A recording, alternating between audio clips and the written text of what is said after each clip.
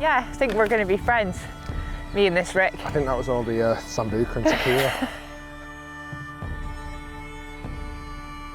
Congratulations on everything you've achieved, particularly recently. I've obviously been watching from afar and I'm seeing these announcements of millions and billions of views, 500 million views, over 2 million subscribers, and honestly, obscene numbers. So just really congratulations. Oh, thank you. That's very nice. Yeah, you should be really proud.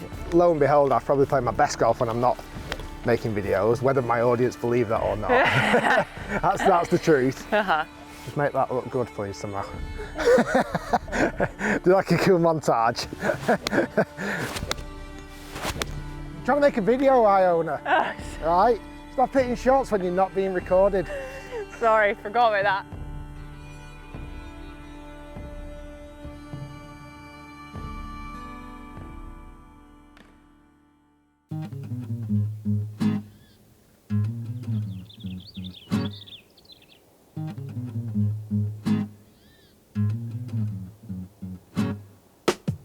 Morning. I'm very good, thank you. I'm excited. You ready for the day? I am ready for an exciting day. It's a bit chilly. It's chilly, but it's as long as it doesn't rain, we're good.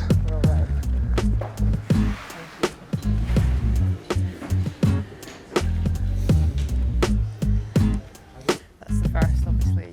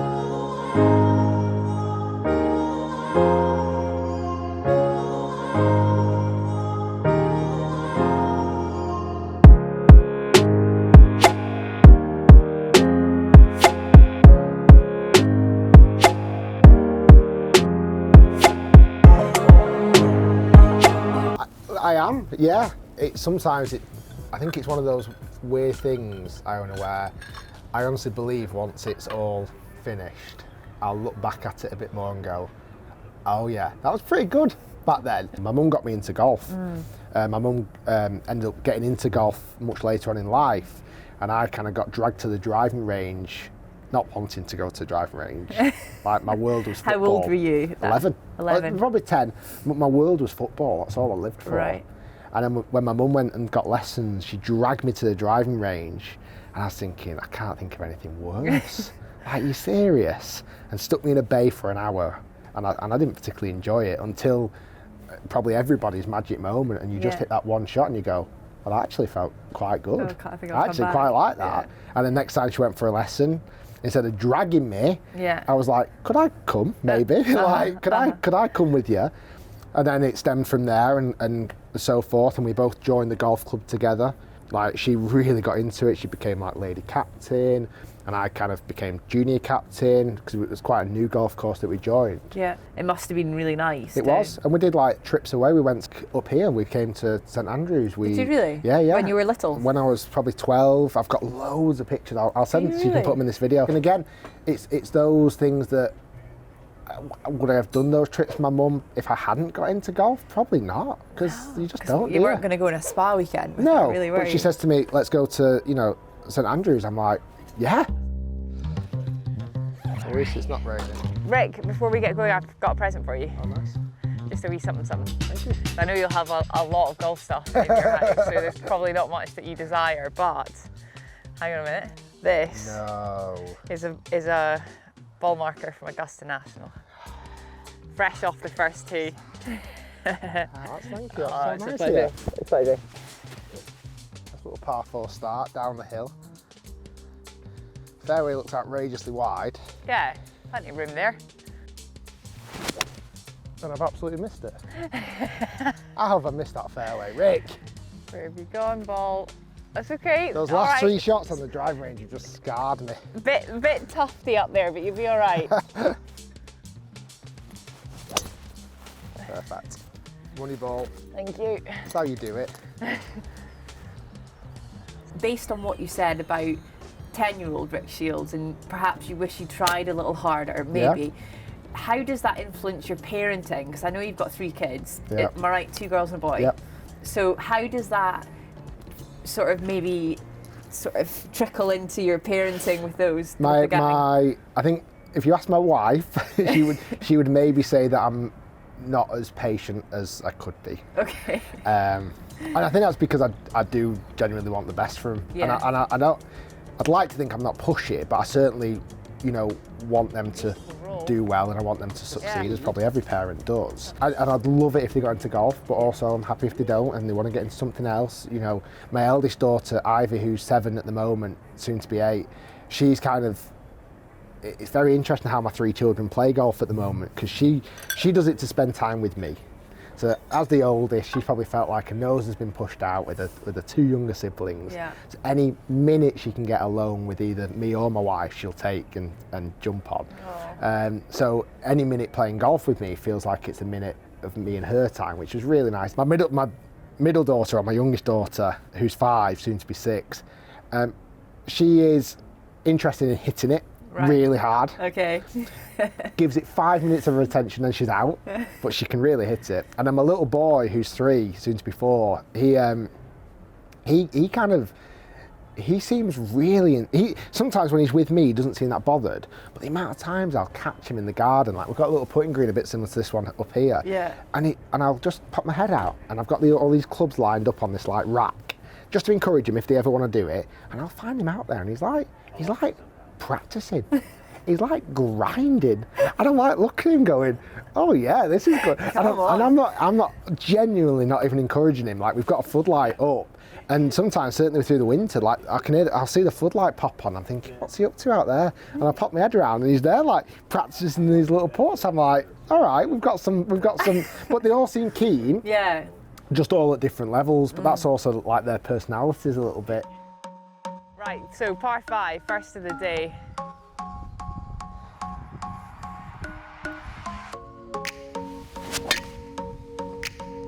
There he is.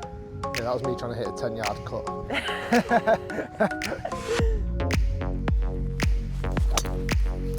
Beautiful. It certainly works. Keep doing what you're doing. Yeah, it's not too shabby. I still am a little bit now, like, superstitious. Like, I'll never clean my golf clubs before a big game of golf. Really? Yeah, I don't like my golf clubs to be too clean. It's funny, because I don't like to play with a new ball.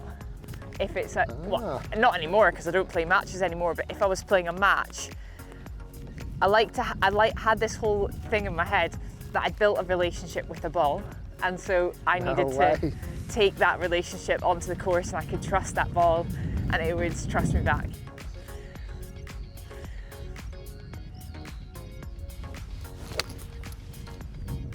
Stay left. Yeah, it should be good. Great strike.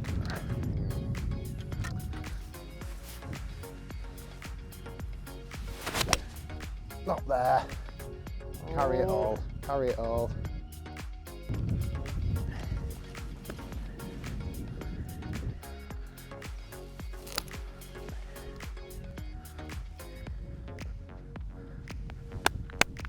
Oh my goodness! Iona! What a player! Look at this! A kicking birdie.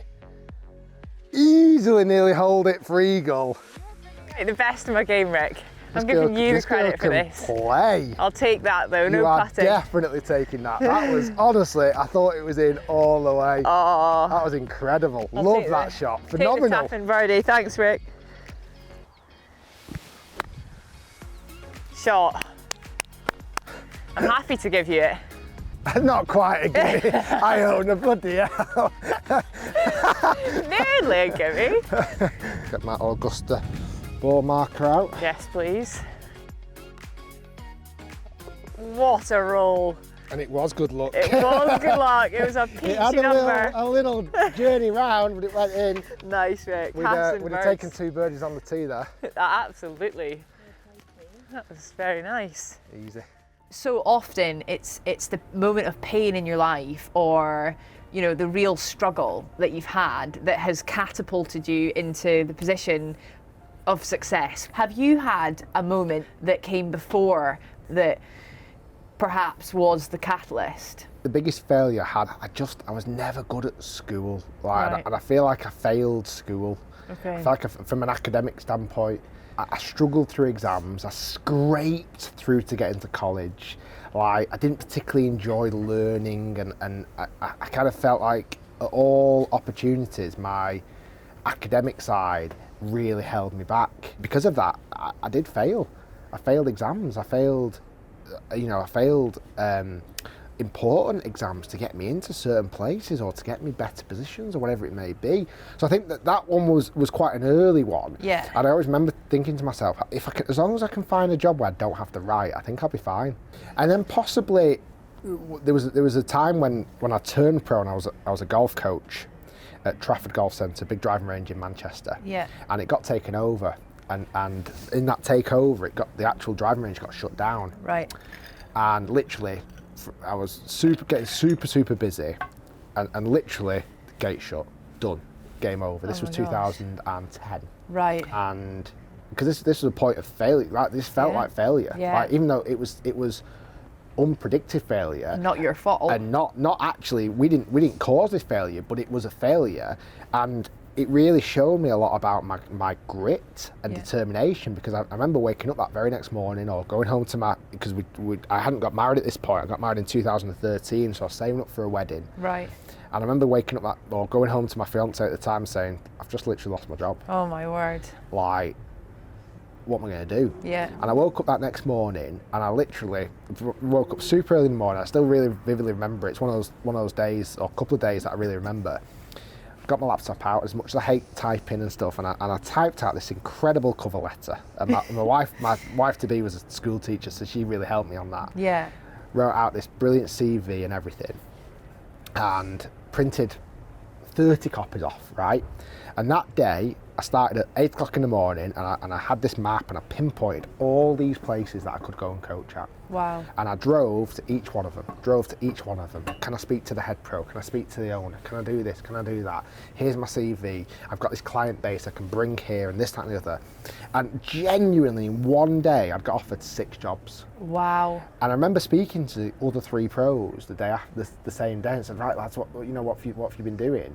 And all of them had sat at home.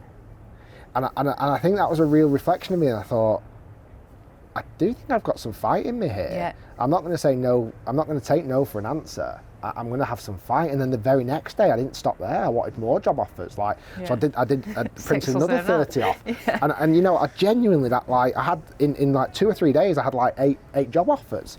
I'm thinking, okay, I can take my pick now. I'm in the position. I'm in a stronger position now. Long story short, a week later, the driving range got bought by someone else, and it actually reopened again, fortunate enough. Oh, really? But I think that showed to me, regardless of whether it worked out in the end or not, I think it really showed to me this kind of like, you're not going to lie down. Like, this is, you as much as you aren't the cleverest, as much, because academically I showed that, as much as you aren't the best or whatever, there is passion there. Yeah.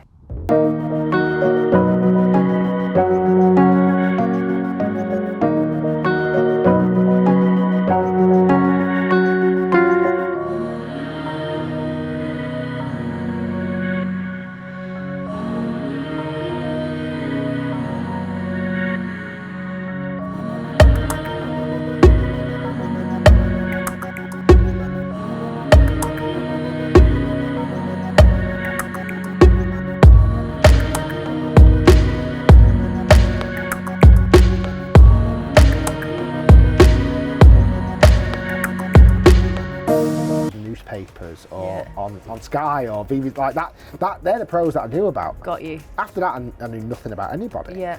So I always remember, and again, probably about the same time, 2011, I wrote an email to every single golf magazine I can think of. Really? Like around the world. Yeah. Everyone. And, you know, I tried to put my proposal across.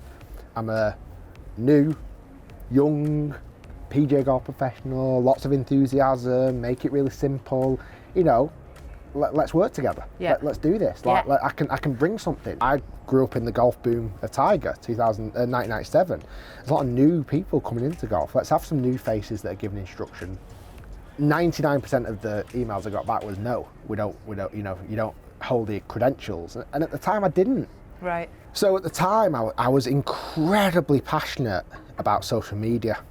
And again, I think maybe because I'm not super literate, it was as soon as I could see things. And I'm going on Twitter, and it was when you could actually see, let's say somebody had tweeted David Ledbetter, okay? I could see everybody that tweeted David Ledbetter.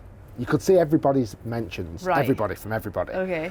And he used to, every now and again, handpick a video from a follower and give him an analysis right. of the golf swings. Got Obviously, it's brilliant. Yeah, Like, yeah. when are you ever going to get an analysis from David Ledbetter?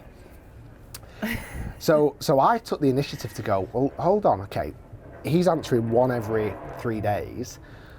Hundreds of people are sending in videos, hundreds. So what I used to do, bored Saturday afternoon, picked up my phone, go on Twitter, David Ledbetter replies or mentions, and I would then, everybody who he hadn't replied to, I would reply. So, and I used to use the hashtag is, if you don't get answered. Was that it? Hashtag if you don't get answered. That is genius. I'm sure it was, yeah. That is so absolutely genius. I used to start with the hashtag if you don't get answered, and I would apologise.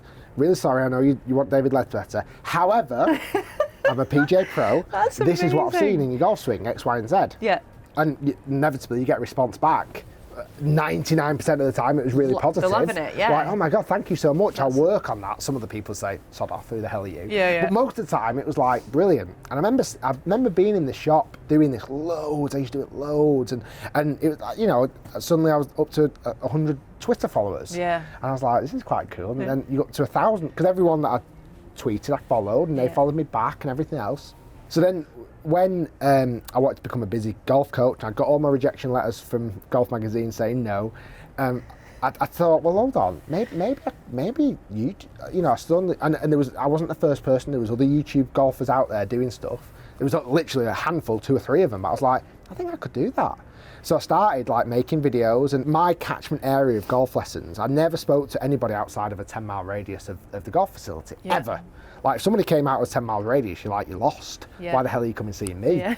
And I remember my first phone call from YouTube, because I used to put my number on the old videos. Oh, really? And got a phone call. Hey Rick, I've seen your videos. Can I come and book a lesson? I'm like, oh, absolutely, not a problem. Where are you coming from? Newcastle. And I'm suddenly thinking, what? It's working. Like it's happening. Made it. So this guy would travel all the way down, and I used to think to myself, well, he's gone past 1,000 other golf pros to come to me in Manchester. It's a 3-hour journey to come to me in Manchester because he liked my video.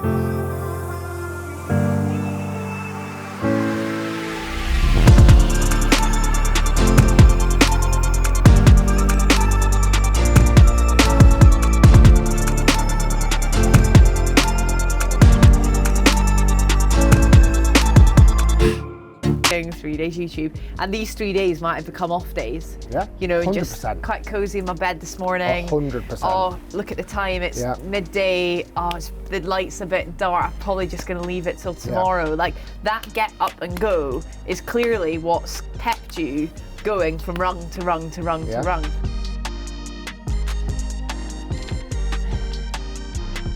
What are the real standouts for you? What are the moments where you've thought, my God, this is unbelievable, like, look at my life? It happened here. Right. Last May, it was a Sunday, and I was doing a video with Minwoo Lee, the DP World Tour player / PGA Tour player really now. Scottish champion. And Scottish Open champion. We had the privilege of playing the old course in reverse. Epic. With hickory clubs. St Andrew's Day. No. Oh, not on St Andrew's Day? No. That's even more special.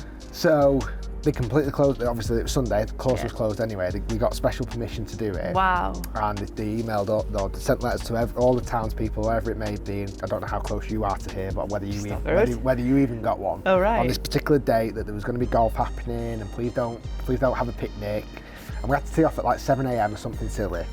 I remember pinching myself on that first tee going, this is absolutely ridiculous. And I remember one of the guys saying to me, like, the people who worked for me said, is this not just the best thing in the world? I'm like, and I kind of said, yeah, and I'm like, it's amazing, but it hadn't sunk in. Right. And even when the video had been edited, I was almost like watching, not me do it. Like, it was like it wasn't me. Yet that video is out there now, and I can watch it when I'm 70-year-old, 80-year-old, I can show my grandchildren. Yeah. I can say I played the old course in reverse on a Sunday when the golf course was closed, not on St Andrew's Day, like with Minwoo Lee, who now is 10 times major champion or whatever in the future. Yeah. Like, this is ridiculous. Like, and it's moments like that you think, that's pretty cool. Do the standard ones. I think mainly I can catch up my neck, but not every time. Oh, and then sometimes I can flick it back, but it's rare. Going back to your point when you said, am I proud at the very start of the chat? I don't think I'm going to be until the future. Yeah. It probably happened 8 years ago, if I'm honest. Okay. Probably after 2 years of making videos, I'm like, okay, I'm done. There's nothing else I could ever, there's no more golf videos I could ever make. Yet we're sat here 10 years down the line.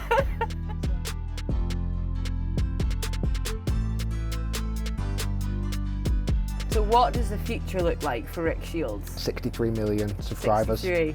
And of those 63 million subscribers, what do you think they'll watch the most? Me playing the old course in reverse with Tiger Woods. Tiger, are you listening, mate? That's the goal. That's the goal. Me playing against Tiger Woods at the old course on a Sunday. Yeah. It's not St Andrew's Day, in reverse with hickory clubs.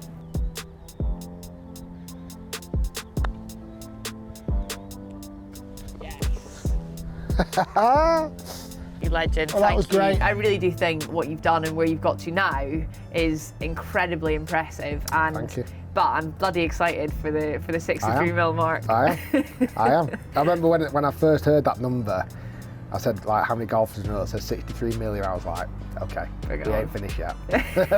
Good stuff, Rick. Thank you. Thank you very much. Cheers. Well, that drink was nice. Hey, you nursed that. I had to. Haste you back means hurry back. You're very welcome to come back in a hurry.